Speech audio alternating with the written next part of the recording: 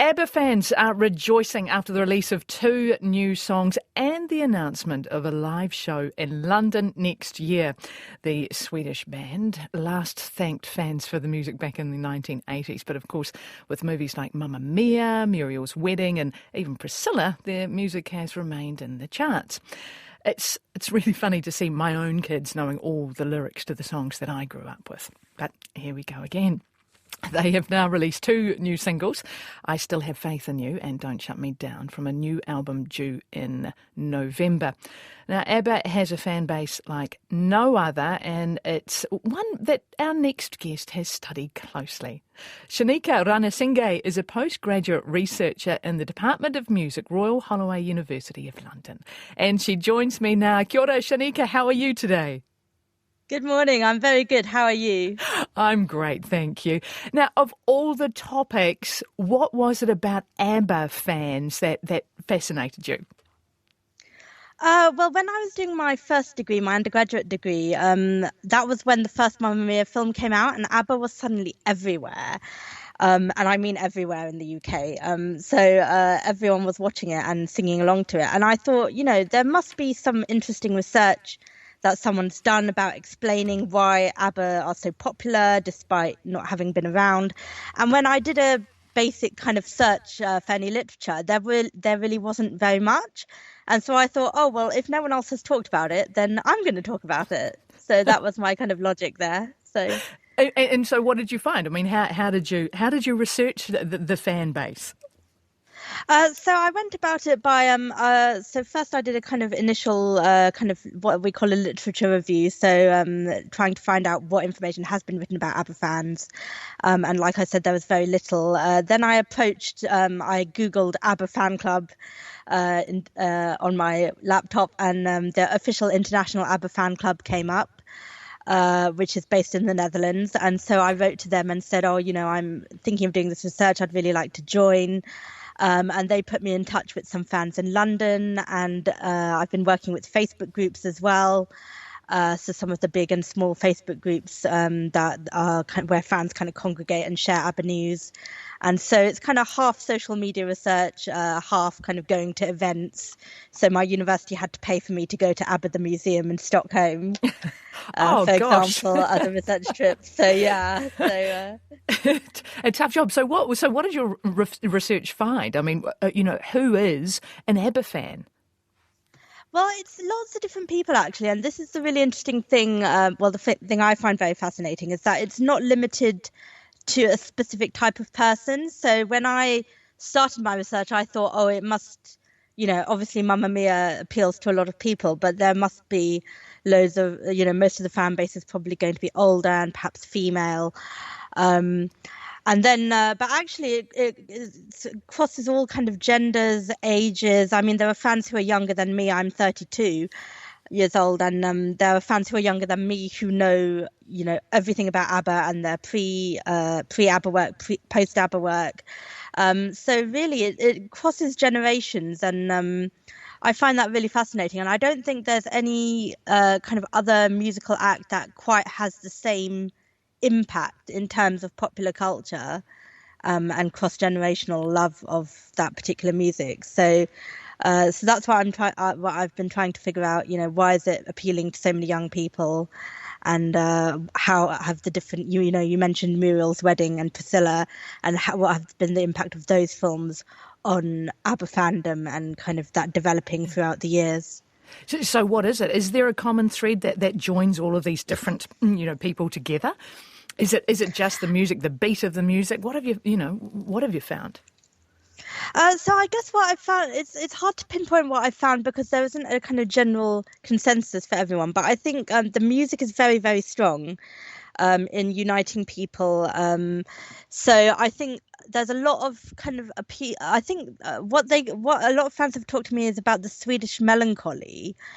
So even in a song like Dancing Queen, which sounds very kind of happy, upbeat, you can dance along to it.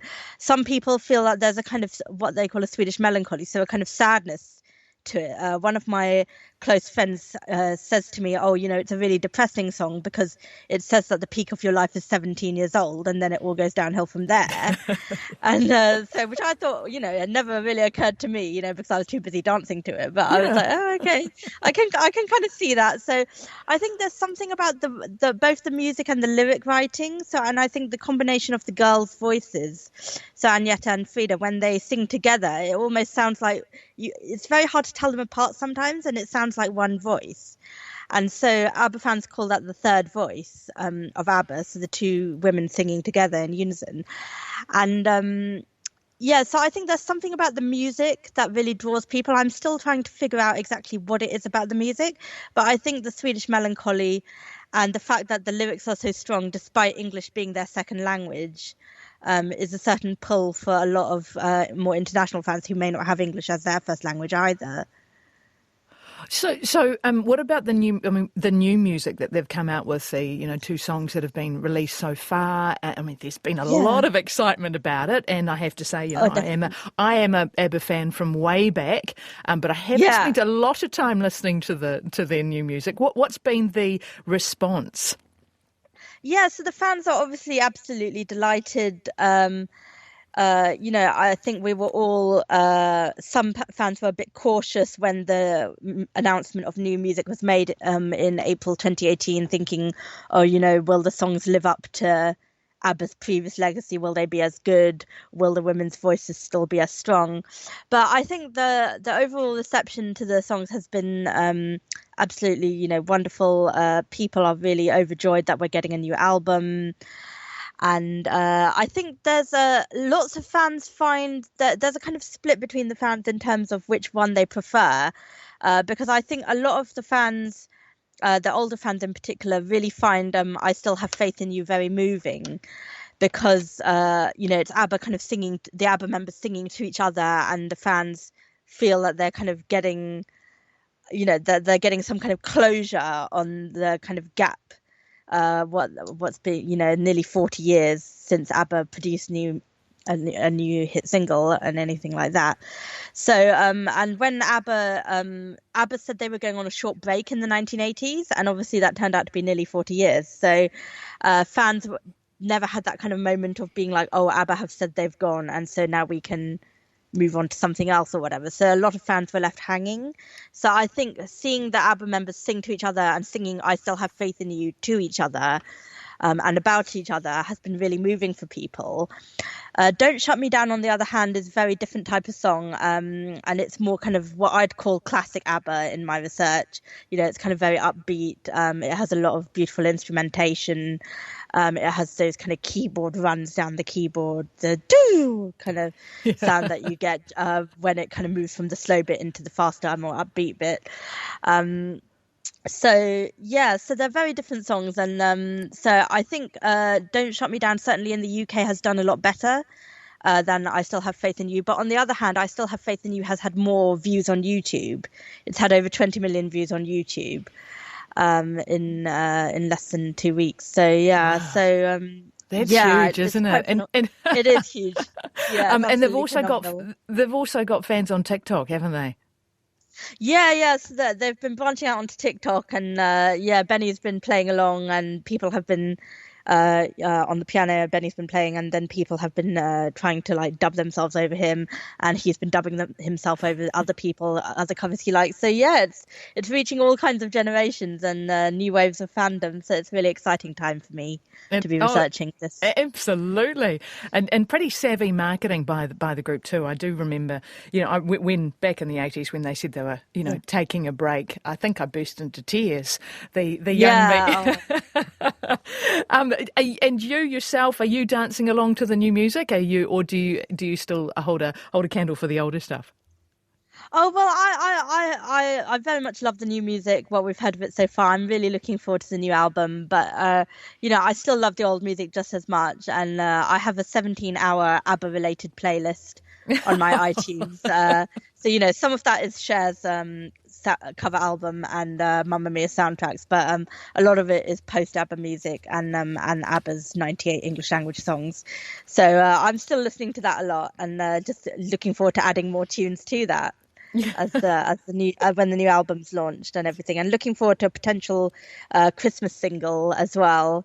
Benny mentioned that there's a little Christmas song, he said. So I think there's quite a bit of excitement amongst the fans about that, and seeing whether we can get it to Christmas #1 in the UK. That's very exciting. But I have to say, I'm still a big fan of the older tracks. But we'll see. I'm sure they will grow on me. Thank you so much, Shanika Ranasinghe, for joining us this morning, and really good luck with your research in the future, and in listening and seeing what the band comes up with. Thank you so much.